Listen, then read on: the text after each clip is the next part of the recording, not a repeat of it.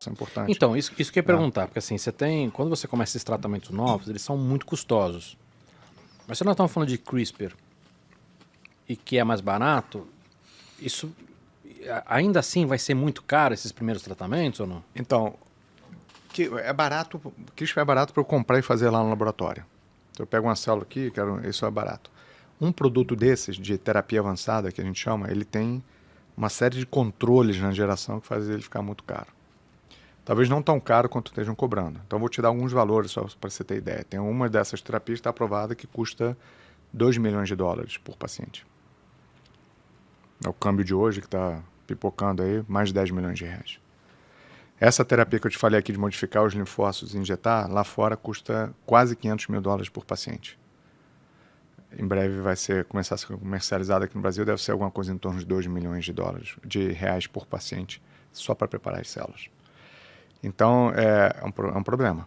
É um problema para o cara que tem grana, é um problema... Puta problema. Né? Então, isso quebra qualquer sistema de saúde. Então, aqui é um pouco a discussão do acesso, né? E aqui a gente não está falando de nenhuma com CRISPR. O CRISPR é mais barato de fazer? Mas quando eu produzo um produto terapêutico desse daqui com CRISPR, eu tenho que ter certeza que isso vai fazer o que eu quero. E todo o desenvolvimento por trás disso, e toda a tecnologia então, se for um vírus, para gerar um vírus puríssimo, ou se for um pedaço de DNA, seja o que for, tem muito custo associado. Isso tem que ser produzido com qualidade de medicamento. E não é um processo trivial. Então, certamente não vai ser barato. Ninguém sabe quanto vai ser. Mas certamente não vai ser barato. Vai estar na faixa dessas coisas que a gente está falando aqui. Então, revolucionou. Vai baratear? Mas isso não vai surgir... Porque assim, vou fazer um paralelo, tá?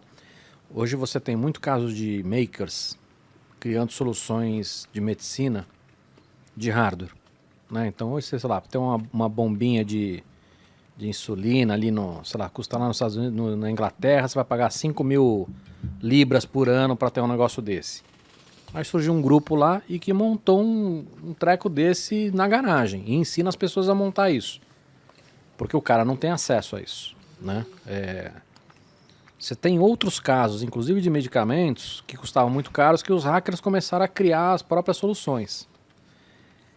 A partir do momento que isso é acessível e barato, isso não pode acontecer também ou não? Não, acontecem dois movimentos aí. Um movimento onde a indústria farmacêutica produz isso, né, e cobra. E existe um movimento, por exemplo, desse tipo de terapia que a gente trabalha, de você produzir localmente no lugar onde você vai usar. Então, a gente, por exemplo, tem uma iniciativa de produzir essas células. A gente quem? Lá no INCA, né, Tá. na Fiocruz, a gente tem no laboratório da gente, a gente está trabalhando para produzir essas células num custo que seja, sei lá, 40 vezes menor, talvez. Né? Porque isso tem um impacto não só social, né? Porque nós estamos falando de curar vidas. Exato. Mas isso tem um impacto financeiro assustador também, né? Porque você quebra um sistema de saúde. Quer dizer, as duas coisas estão relacionadas, né? Quando você gasta 10 milhões com um paciente, por mais que a gente seja empático, e você está deixando de gastar 10 milhões talvez para comprar vacina para todo mundo, talvez para fazer uma campanha do que for aí, de vacinar, de saúde da família, né? Sim. Então, assim, o dinheiro é finito, certo? Então, isso tem um impacto sempre. E é por isso que a gente trabalha, linhas de pesquisa da gente são fazer essas terapias de uma maneira que a gente consiga dar acesso. Né? Não adianta eu fazer uma terapia que custe 5 milhões por paciente.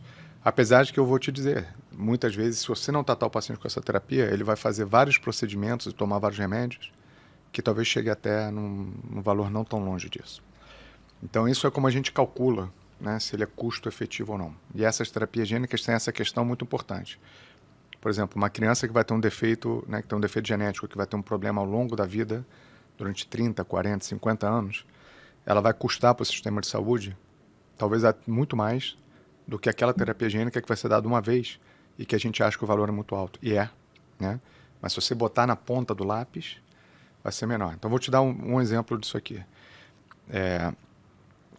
A mesma terapia para tratar tumores, ela custa valores diferentes se ela for para tratar um tumor que é mais prevalente na sua população ou um tumor que é menos prevalente. Essa mesmíssima terapia de modificar o linfócito... Mas por uma questão comercial, isso? Porque o custo ou o preço que você vai pagar é calculado em base no tamanho da população que você vai atender. Então, se eu preparo a célula da mesmíssima maneira, mas eu vou tratar 1.000 pacientes por ano naquele país, ela vai custar mais caro do que se eu for tratar 10 mil pacientes por ano. Sim, porque aí você está diluindo o seu custo, é isso? Não, o custo por preparo é Não, mas estou igual, falando, mas mas você falou que o maior custo é o custo da inovação em si. Em parte isso, que é um custo embutido, em parte é outra que você calcula com base no retorno que você vai ter. Então é um negócio super... Tá virando do avesso, né, a maneira de calcular o preço dos medicamentos. Tem um outro exemplo, por exemplo, que para essas terapias você só paga se você responde, se você tem uma resposta antitumoral. Né? E aí, claro, tem 90% vão responder em um mês. E aí 90% vão pagar. Claro, você diluiu aqueles 10% ali, mas é uma maneira de... Então, para essas terapias gênicas, não para essa agora necessariamente que eu estou falando, mas para o campo em geral, e com CRISPR talvez funcione do mesmo jeito, você faz um estudo clínico, mostra que tem um benefício nos pacientes. E aí você aprova, porque você tem uma quantidade enorme de pacientes carentes para tratar.